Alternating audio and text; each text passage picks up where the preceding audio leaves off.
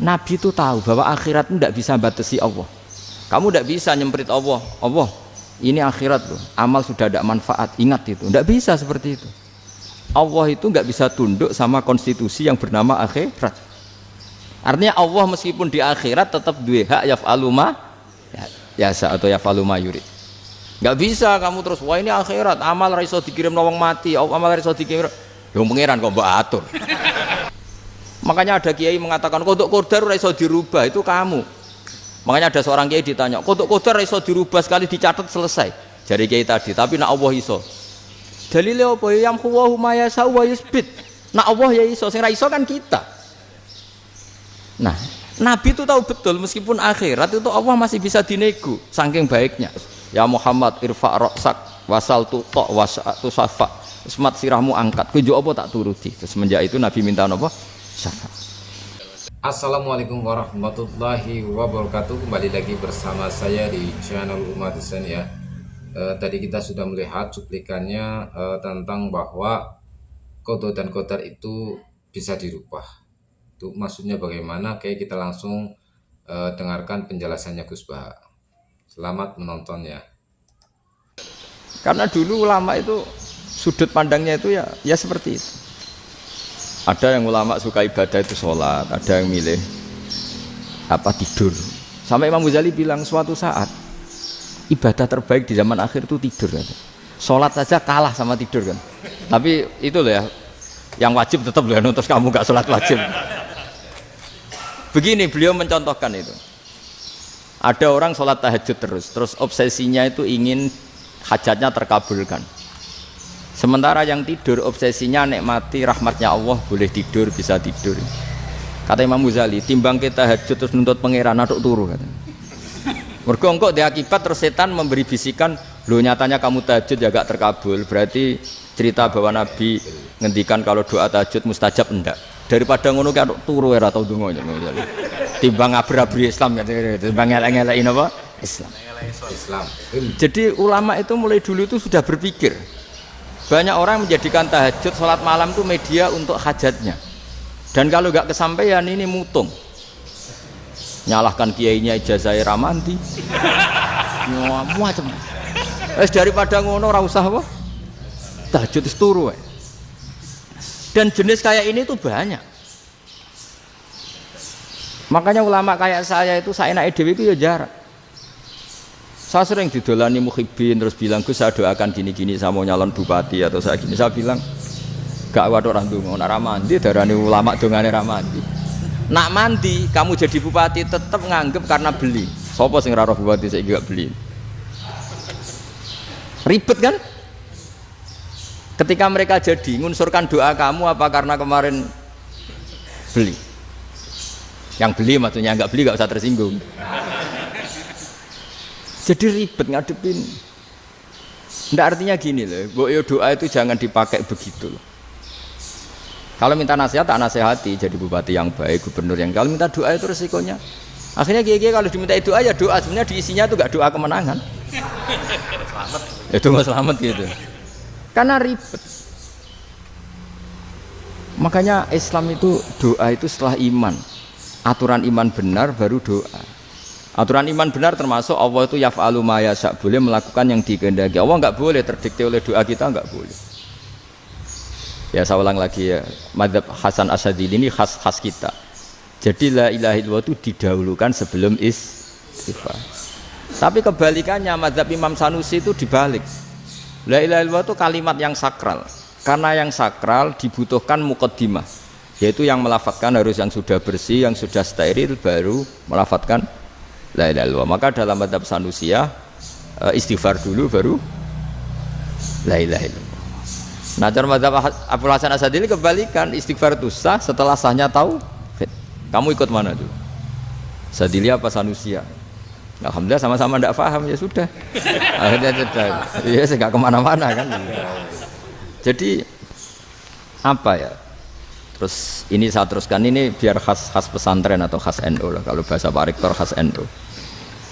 Ini Ben sampean tahu beberapa perbedaan itu lazim, halaman 24 ya, halaman 24 sama 25 tak baca, ini masih orisinil. An Sufyan bin Uyainah, ini juga gurunya Imam Syafi'i.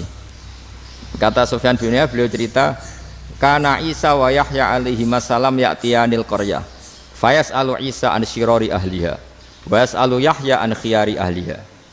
Jadi Nabi Isa dan Nabi Yahya itu satu generasi, sama-sama masih muda. Kalau di satu kampung yang Nabi Yahya tanya, ini keluarga terbaik siapa? Saya mau nginap di situ karena kumpul orang baik itu nyaman. Kalau Nabi Isa kebalikan, keluarga terburuk mana ya, saya tak di situ. Nah terus akhirnya faqala lahu Yahya lima tanzilu ala syirarin nas. Kenapa kalau kamu bermalam kok malah kumpul orang-orang yang nakal? Innama ana tabibun udawil mardo. Saya ini nabi, ibarat dokter. Di mana-mana dokter yang ngumpuli yang sakit, ngobati yang sakit. Makanya di NU itu ya banyak Kiai Jazab mengumpuli yang nakal-nakal. Nak tepak yang ngentas yang nakal, nak ora tepak ya katut. Ini adu nyali lah sudah gitu. Tapi itu ada ilmunya, yaitu niru Nabi siapa? Isa. Kalau kamu dokter penelitian tuh cari daerah yang banyak pandemi apa yang bersih? Yang banyak pandemi, karena yang namanya penelitian ya di situ kan. Kalau kamu dakwah ngentas kemiskinan, ke daerah miskin apa daerah kaya? Nah sama, kalau ngentas kefasikan ke daerah fasik apa daerah orang soleh? Fasik. Ya, tapi itu Nabi Isa. Nah kalau kamu tidak Nabi kan potensinya kan itu. Tapi setidaknya bahwa kita sering disalahkan karena punya beberapa tokoh yang ngancani fasik-fasik, itu sebenarnya ada dalilnya, yaitu Nabi siapa? Isa. Nah terus masalah tegas dan lunak. Ketika ada mahasiswa misalnya pacaran, boncengan lanang dan perempuan, itu pilihan kita apa? Kalau tegas, terus gak mau mendengar kita. Misalnya gini, contoh gampang, tak beri contoh Pak D. Jangan orang tua, nanti secara fikih itu beda. Nah ini kan kita orang pesantren, biasa ngaji fikih detail. Kamu Pak D seorang perempuan, mahasiswi misalnya, sering pacaran. Setiap ke situ sama pacarnya kamu diam saja. Padahal kamu dosen keislaman. Mesti pamanaan kamu nyimpulkan, ternyata pacaran itu tidak apa-apa. Buktinya Pak D itu tidak negur, menengai. Ini berarti as-sukut alal mungkar. Tapi kebalikannya, Pak D ini terkenal keras. Nak rono mesti rajaku ponaan. Akhirnya yura rono. Mesti ngerti nak mesti diamuk. Nah, dua orang ini sama-sama gagal kan? Yang lunak menjadikan ponaannya pacaran terus karena enggak negur sehingga dikira membolehkan. Sing keras juga gak sempat bina wong rono era wani. Akhirnya dua orang ini sama-sama enggak ketemu, sama-sama enggak berkesempatan membina kan? Gagal membina kan? Karena yang keras ponaannya enggak pernah situ, berarti enggak bisa bina kan? Yang lunak membiarkan berarti juga ada bina. Nah, Islam itu antara dua itu. Ya agak terlalu lunak, enggak terlalu keras. Karena kalau terlalu keras, misalnya ada kiai terlalu keras, lu masyarakat mau tanya itu gimana? Lari kan? Lu saya ini punya pengalaman pribadi. Saya ini kan kecelok orang alim. Itu kalau pernah ya saya itu berusaha ya pokoknya ya umumnya orang alim lah. Tenang, terus anteng, enggak gejlok-gejlokan. Itu enggak ada yang tanya. Saya mimpi ketemu beberapa ulama itu disalahkan. Terus umat saya kalau mau tanya itu ke siapa? Wong alim wis wibawa, meneng tambah banget wibawane. Bala Quran sering gojlok rektor macam-macam. Terus wong wanita kok, saya biasa ke pasar pandangan dicegot orang. Gus, putri saya itu sering keluar darah tapi melebihi batas haid gini-gini. Kalau badhe sowan jenengan, gak usah sowan ning kene mbek ngadeg-ngadegan. Terus tanya, yang haid berapa hari, Gus? Ya supaya rudat ilal adat sebelum dia punya penyakit istihadah itu berapa? 6 hari ya sudah, kembali 6 hari lainnya mustahadah, tetap sholat, tetap normal. Tapi kalau sawi bawa moro pasar go tasbih duwilu. Iku mesti wong salaman njaluk donga yakin. Tapi baru kayak rada uraan ketemu wong-wong, dol pening ndi? Mak pening ndi? Gus beneran Gus ketemu jenengan kula wingi badhe tuwa kok. Akhirnya tanya. Dadi uraanku iku amdan. Lha nek sampean asli, iki asli uraan. Karena ndak uraan lah tetap ndak wibawa kan. Jadi baru kayak uraan itu ya banyak. Saya itu kalau ngantor di Jogja itu banyak orang yang tanya. Ya biasa tuh tanya macam-macam. Karena saya uraan. Ke pasar ya orang, bahkan di bis sering ketemu orang. Wah beneran Gus kalau badhe sowan jenengan badhe tanya ini. Ya sudah di sini aja. Jadi semua itu diilmoni. Nah, Nabi itu punya sisi yang dua-duanya jalan. Memang beliau luar biasa, dipilih Allah yang luar biasa. Nabi ketika wibawa itu banyak sahabat yang bahkan mengenali wajahnya aja tidak bisa. Ka'anna ala ru'usihim at-toir, bayangannya seakan-akan di kepalanya itu ada burung yang takut terbang, saking antengnya. Tapi Nabi sekali mengeluarkan job, sekali santai, itu sahabat tanya itu sampai yang nggak pantas ditanyakan. Nabi saat tadi kumpul istri saya, tapi tidak inzal, itu wajib mandi ndak.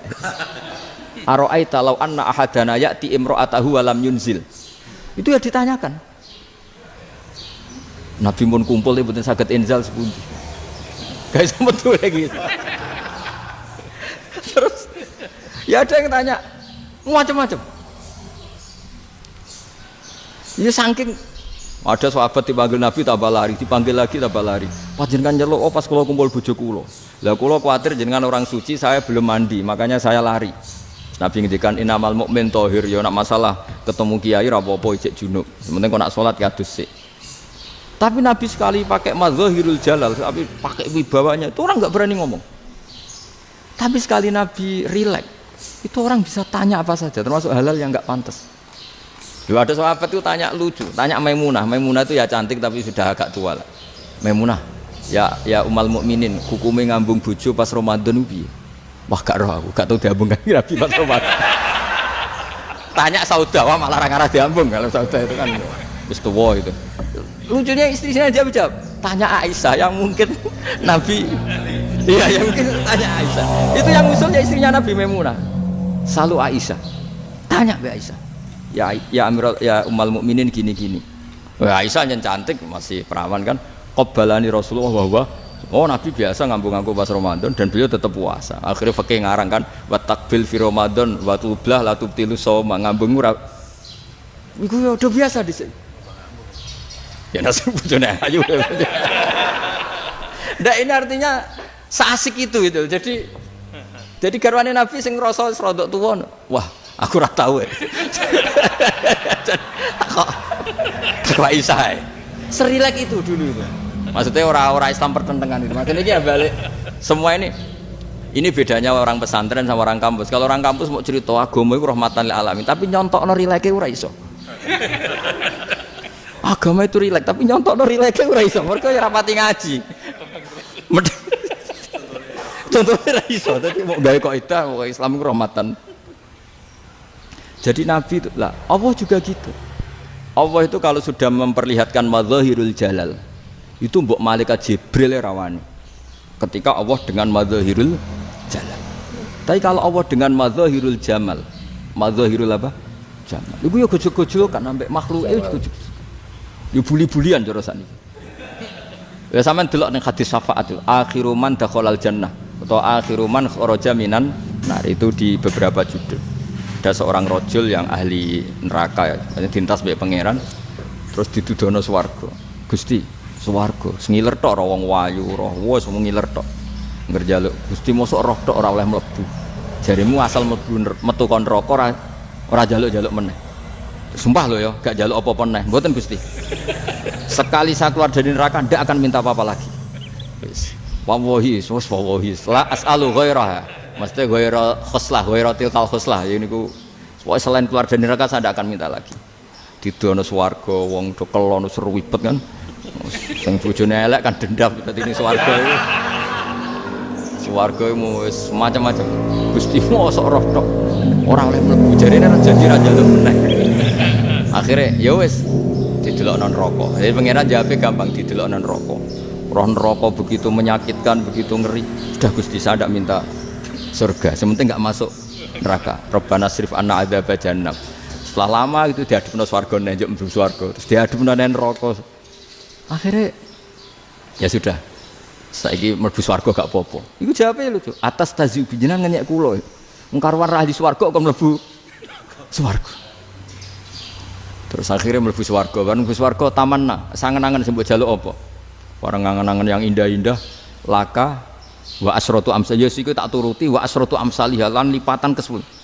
Jawabe wong lanang ya lucu. Atas tazi ubi wa anta rabbul alamin. Jenengan pangeran kok ngenyekan. Maksudnya wis karwan aku ora pantes. Terus dari pangeran la astazi ubika walakinni alama asya'u qadir. Aku gak ngenyek kowe pancen aku pangeran nuruti kowe iku iso. Jadi Allah sendiri ketika dengan madzahirul jamal itu malaikat ya ono sing wani bantah. Masyhur itu kan malaikat sing bantah pangeran atas alufia mayusidu fiya wasfikut. Karena Allah dengan madzahirul jamal. Yang paling masyhur Nabi Musa. Nabi Musa itu ketika Nabi Mi'raj. Nabi Mi'raj itu beliau kira-kira di langit keempat lah yang masyhur atau kelima. Ngelangkai. Nabi Musa nangis, ya Rabbi ini apa-apaan? Orang sing ja'a ba'di kemudian melangkai makom saya ini apa-apaan? Dan Nabi Muhammad kan apapun hebatnya kan junior. Kok melangkai makom saya ini apa-apaan? Enggak fair. Sampai Nabi Muhammad itu tanya gini sama Jibril. Reaksi Allah gimana ketika melihat Musa seperti itu?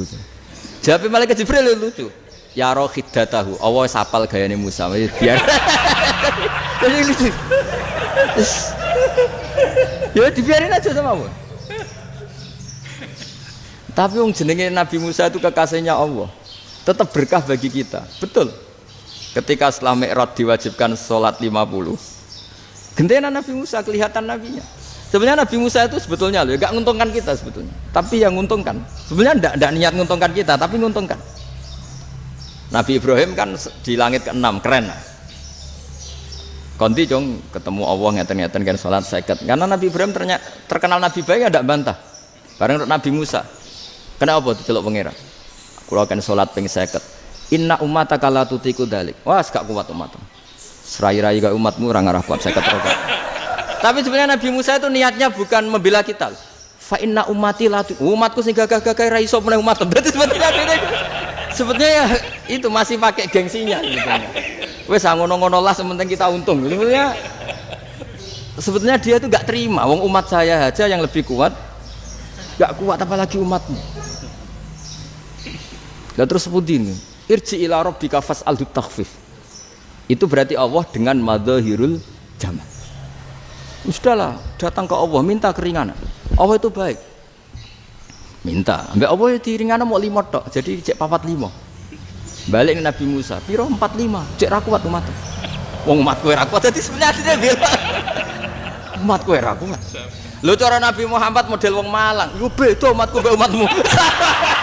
Ribet kan? Beda. Lho Nabi Muhammad kan enggak seperti itu kan? Enggak punya akhlak Malang kan, akhlak. Maksudnya akhlaknya mujur itu loh, akhlak yang baik gitu loh. Ya akhlak yang mujur, bukan yang Malang gitu. Jadi Nabi ya manut. Tinggal 40 kan, dikurangi lagi 35 sampai 9 kali kan, masyhur itu. Ya kan kalau dikurangi 55 kan berarti turun naik kan 9 kali. Lalu itu setelah 5 itu Nabi Musa cek usul masih ragu. Itu cara Nabi munggah nentek. Ini entek ya. Terus iya ada tuntas betul. Bisa bebas. Terus munggah ado-ado lha opo? Ngapain itu?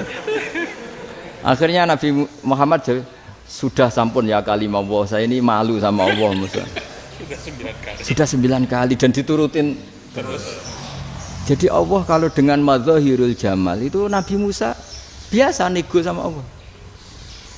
Tapi ketika Allah dengan madzahirul jalal itu Nabi Musa enggak berani. Yaitu di hadis syafa'ah. Hadis syafa'ah ketika manusia datang ke Nabi Adam, ya tuna Adam. Ya Adam anta abul basar ngene isfa'li lana inda rabbik. Kamu saya minta mensafaati kita.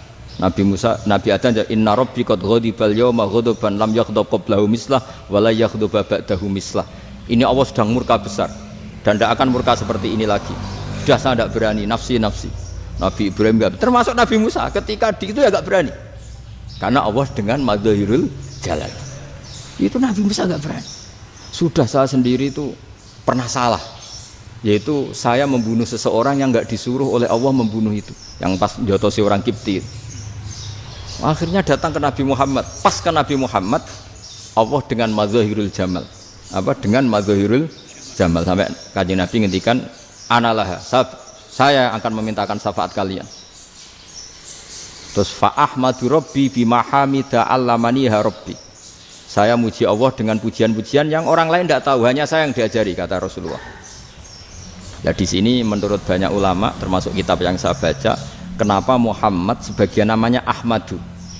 Itu dari af'al tafdil fa Muhammadun ahmadu min ghairihi. Muhammad Rasulullah itu kalau muji Allah di atas cara mujinya nabi yang lain. Jadi ahmadu bukan dari fi'il mudhari' lil mutakallim tapi dari af'al apa? Tafdil. Fa Muhammadun ahmadu min ghairihi. Bahwa Kanjeng Nabi Muhammad sallallahu alaihi wasallam itu cara mujinya Allah di atas pujian para nabi. Makanya di sini Sayyid Ali Zainal Abidin kalau muji hamdal hamidin wa fauqa hamdil hamidin. Jadi pujian saya ini di atas rata-rata cara mereka apa? Memuji. Yaitu sirinya apa? Nabi itu tahu bahwa akhirat itu tidak bisa batasi Allah. Kamu tidak bisa nyemprit Allah. Allah, ini akhirat tuh. Amal sudah tidak manfaat. Ingat itu. Tidak bisa seperti itu. Allah itu nggak bisa tunduk sama konstitusi yang bernama akhirat. Artinya Allah meskipun di akhirat tetap duwe hak yaf'alu ma yasa atau yaf'alu ma yurid. Enggak bisa kamu terus wah ini akhirat, amal ra iso dikirim wong mati, amal ra iso dikirim. Yo pangeran kok mbok atur. Kalau kita yang mengirimkan enggak bisa, tapi kalau Allah tetap bisa. Makanya ada kiai mengatakan kodok qadar ora iso dirubah, itu kamu. Makanya ada seorang kiai ditanya, kodok qadar ora iso dirubah sekali dicatat selesai. Jari kiai tadi, tapi nak Allah iso. Dalile apa ya yamhuwa ma yasha wa yusbit. Nah Allah ya iso, sing ra iso kan kita. Nah, Nabi itu tahu betul meskipun akhirat itu Allah masih bisa dinego saking baiknya. Akhirnya Nabi sujud, masyhur itu terus, ya Muhammad irfa' ra'sak wasal tuta wasatu safa. Semat sirahmu angkat, kowe njuk apa tak turuti. Terus semenjak itu Nabi minta apa? Syafa. Jadi makanya terus banyak GNU sing macam-macam lah. Sing ana sing potongane wedi terus hati-hati. Iku berarti makome Madzhirul Jalal. Ana sing amen guyon nek makome Madzhirul Jamal. Ana sing ra jelas ngene iki, sing ra jelas. Nak guyu buanter kok nangis yo buanter. Jebule urusan utang. Lah ini sudah yang udah. Jadi makanya yang rileks saja. Sebenarnya agama ini santai, rileks karena agama ini harus bifarohin wasururin. Enggak boleh agama ini dibawa dengan kekerasan, dengan antisosial. Karena agama ini harus kul bi fadlillah bi rahmati fa bidzalika falyafrahu, harus senang, harus rileks. Makanya saya jadi kiai itu senang takutnya gini. Sekali saya tidak senang jadi presiden buruk. Ternyata jadi wong alim ora enak. Itu contohnya. Sampai merengut terus uripe susah. Nanti orang tidak berani jadi orang alim. Makanya saya buktikan bahwa saya lebih bahagia dibanding rektor. Nanti orang ingin jadi rektor semua nggak ingin jadi orang alim. Iya, makanya ini kan bentuk kearifan. Jenengan ngakui fungsi kiai kayak saya itu bentuk kearifan. Saya juga ngakui jenengan ini butuh kearifan. Saya sering didolani KUA itu rata-rata ya didikan kiai. Kompilasi hukum Islam itu banyak ya, janda cantik. Contohnya harus cantik, kalau jelek nggak mungkin terjadi kan. Ada janda cantik kebetulan suka kawin tapi takut zina. Saya ulang lagi, suka kawin tapi takut. Itu seringnya gitu Pak Rektor. Jadi dia kawin bosen, bilang ke KUA, Pak saya sekarang mau nikah sama ini. Loh, tapi kamu mau punya suami. Ya tapi kan nggak tercatat Pak. Itu KUA-nya rata-rata itu nggak berani. Meskipun nggak tercatat, karena secara fikih meskipun nggak tercatat tetap dia seorang perempuan yang bersuami, maka nggak boleh nikah sama orang lain. Tapi secara hukum santri nggak bisa dong menikahkan perempuan sing dadi zaujin yang punya suami. Jadi ini barokahnya kerjasama yang baik. Jadi di masyarakat itu tertanam didikan kiai nggak boleh nikahkan perempuan yang bersuami. Tapi di KUA ngikuti hukum formal. Dan di Indonesia itu KUA itu rata-rata konsultasinya ya sama kiai, sehingga ya nggak berani akhirnya meskipun ya udah mlebu rokok mbak gak iso. Dan itu banyak. Seorang lagi ya, makanya ini kan pesantren itu nggak boleh mati. Orang kiai-kiai kayak saya nggak jelas-jelas itu harus lebih jelas lagi. Karena ini yang on time, yang online, yang siapa saja bisa tanya. Saya itu SMS saya itu nggak punya HP WA. HP jadul itu SMS-nya tiap hari tak berapa, orang yang tanya dari Kalimantan, dari Aceh. Gus di kampung saya ada masjid 2 itu yang Samana, ada yang dari orang perkotaan, Gus di perumahan baru ada masjid, yang Jumatan baru orang 12, sah enggak? Ya langsung saya jawab, sah. Dalilnya ini. Ya sudah, nah, tapi kata Imam Syafi'i gini harus orang 40, itu madzhab Syafi'i, dalam madzhab yang lain gini-gini. Itu kalau tanya rektor itu kan ribet. Masuk ajudan dulu, asisten dulu, panjang.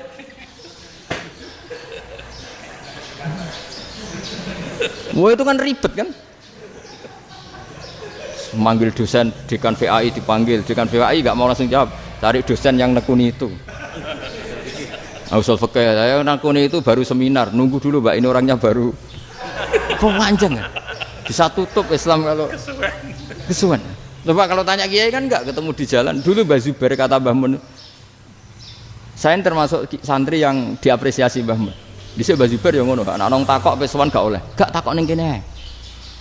Jangan biasa ditanya orang ngadeg-adegan. Ya alhamdulillah ilmunya cukup, kalau gak cukup ya kok sik.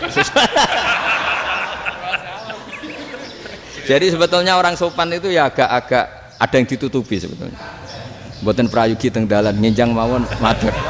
Ya sebetulnya ya sebenarnya memang ilmunya agak cukup gitu. Tapi itu sebenarnya secara fikih itu haram, menunda itu haram.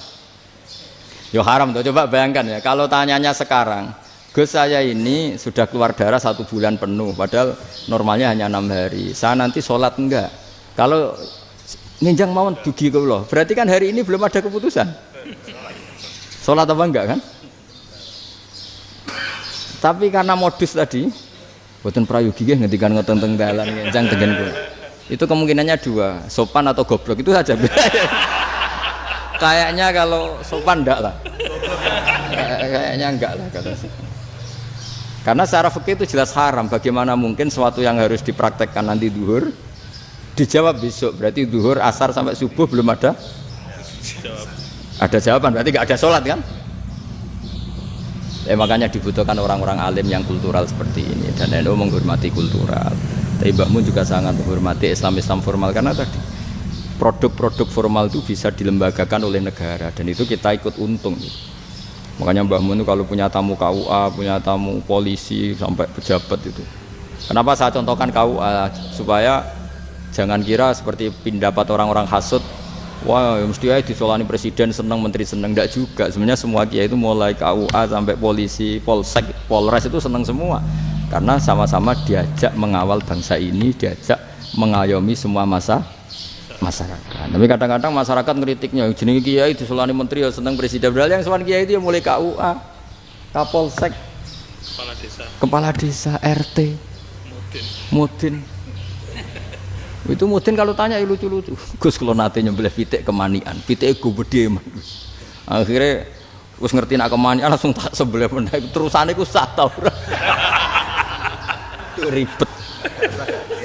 Ya tak jawab, lah pitike pas iku jek urip to ora? Terus urip Gus, wis sah cara madzhab Malik kerja urip. Karena itu ada perdebatan antara madzhab Malik dan madzhab Syafi'i. Nah, cara Imam Syafi'i itu agak ketat. Hewan yang punya kehidupan sudah mutharibah, misalnya ayam jago, contohnya harus jago, karena kalau ayam kecil diikhlaskan haram. Jadi yang cilik wae kan gitu. Fikih itu ya, fikihnya orang Indonesia itu pecundang. Kalau ayam kecil nggak ditanyakan, matek ra wis. Kalau jago ditabrak truk kejet-kejet. Andai kan nggak disembelih pun mesti mati. Itu cara madzhab Syafi'i itu haram. Karena penyembelihan ini tidak menjadi penyebab kematian, tapi memang karena kecelakaan tadi. Tapi cara madzhab Imam Malik enggak. Andai kan nggak disembelih, matinya kan 2 menit lagi atau 1 menit lagi. Andai kan nggak disembelih, berarti mati sekarang itu bawaan peso apa bawaan kecelakaan? Ya sudah halal gitu. Nah akhirnya ya saya bilang ya sudah lah kita semuanya mati. Jadi cara debat, cara Imam Syafi'i enggak, cara berpikir itu sudah tidak kehidupan yang normal. Yang dimana-mana penyembelihan itu mematikan yang hidup normal. Jadi agak ketat. Sehingga dalam contoh kemanian, kalau dalam bahasa Jawa nyembelih agak sempurna terus pesonya jatuh atau apa itu, kalau pakai madzhab Syafi'i agak kesulitan. Jadi kalau madzhab Malik asal diselesaikan secara fauron dan juga sebagian madzhab Syafi'i itu halal. Nah orang mesti tanya gitu, Gus, wedhusku tabrak truk, man Gus kejet-kejet. Tapi nak pitik cilik ra ditakokno. Makanya termasuk kritiknya Mbah Mun, tapi ini madzhabnya Mbah Mun ya. Kamu boleh ikut boleh ndak karena ini urusan ndak penting. Dewe wong-wong lucu, nak ditakoki yuyu muni haram mergo amfibi. Yuyu ngerti ya, Man? Yuyu nggih. Tapi nak ditakoki kepiting muni halal. Mergo nak yuyu haram gak eman, nak kepiting eman. Padahal alasannya coba, kenapa yuyu haram? Karena amfibi kan, bisa di air. Pertanyaannya, kepiting seperti itu ndak? Nah, tapi kepiting kalau haram kan iman. Karena besar ya. Karena besar kan. Kalau yuyu silahkan haram kan gitu. Artinya apa? Fikih kita ini agak-agak pecundang gitu, agak-agak. Agak pertimbangan. Iya, ini lucu kan? Kualitatif. Coba alasannya yuyu haram karena apa? Amfibi kan? Hidup dua alam. Pertanyaannya kepiting seperti itu enggak? Iya. Iya, kenapa kalau orang tanya, yuyu haram apa halal? Rata-rata jawab haram. Tapi kalau kepiting mulai khilaf. Loh mestinya kan sama kan? Nah itu. Karena unsur imannya. Iya tadi. Saya juga sering melihat tonggo-tonggo itu. Ayam cuwilik sakmene ketabrak truk, enggak ada yang tanya. Tapi saya pernah jalan-jalan di Narukan sini. Ono jago ketabrak, sing duwe langsung marani kula pas saya naik motor. Gus ini halal apa haram? Nak langsung kula sebelah halal apa haram? Wis kanggo kowe halal ya halal. Karena saya tahu tak jawab haram mesti kecewa itu. Aduh. Ini kiai ini beratnya. Ya akhirnya ya saya setelah itu mate Imam Syafi'i ngapunten umat kula tuh ora siap mangke madzhab jenengan tuh ndak siap. Iya kan akhirnya pakai madhabnya Imam Malik tadi. Ya tak Fatihah Imam Syafi'i ini mboten niat nglawan jenengan. Tapi ngobati tiang eman. Mergo pitike besar itu. Jadi ini kan cerita ya itu makanya yang rileks saja lah bahwa Islam ini yang rileks, yang menyenangkan karena ya agama ini harus menyenangkan. Raditu billahi robba. Raditu itu seneng banget, ridho itu puas. Enggak boleh beragama pertuntungan terus emosinan ya marem atau dia itu marem jadi yang nyaman. Ya saya kira demikian. Assalamualaikum warahmatullahi wabarakatuh. Warahmatullahi wabarakatuh. Oke, tadi kita sudah mendengarkan ya ceramahnya Gus Baha ya tentang kode dan qadar itu bisa dirubah. Itu yang dimaksud dirubah itu bukan kita yang merubah tapi Allah Subhanahu wa taala yang merubah.